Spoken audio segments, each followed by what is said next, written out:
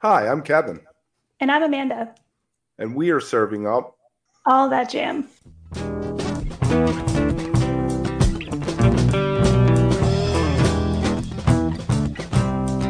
All That Jam, Quick Hit. The Jauntee's Caton Sollenberger talks influences. that. Let's go all the way back. What are your influences? Did you come to playing in the jam band scene, being a fan? I know you said you like Fish, so I guess you were. But were Right. there other influences beyond that? Yeah, definitely. So I was actually a piano player, like classical piano. That's kind of what I studied when I was younger.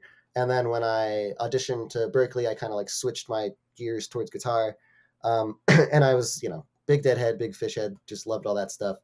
Then through that, I kind of discovered like Derek Trucks, and um, then I got really into Medeski Martin Wood and discovered Schofield that way. So like as I was entering college and when Scott and I met, it was like biggest influence was definitely Trey and Jerry and all that stuff, and I think that still bleeds through pretty strong in my playing.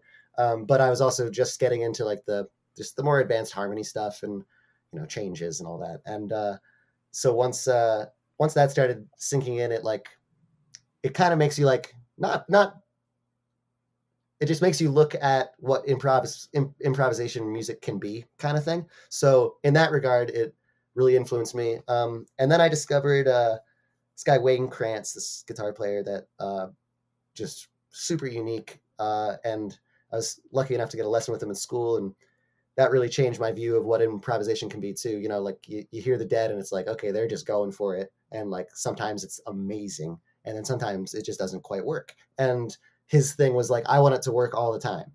So he kind of developed like cues and stuff like that. So like, I used to always think like, oh, you just go on one chord forever, and sometimes you find stuff. But really, it's like, no, you can have direction in your improv stuff, even if it's like very free. So um, yeah, kind of slowly morphed into the more avant-garde as far as influences go. But Trey and Jerry are still pretty high up there. So Or did you have you had to do an interview to get into Berkeley, right? hmm What song did you play?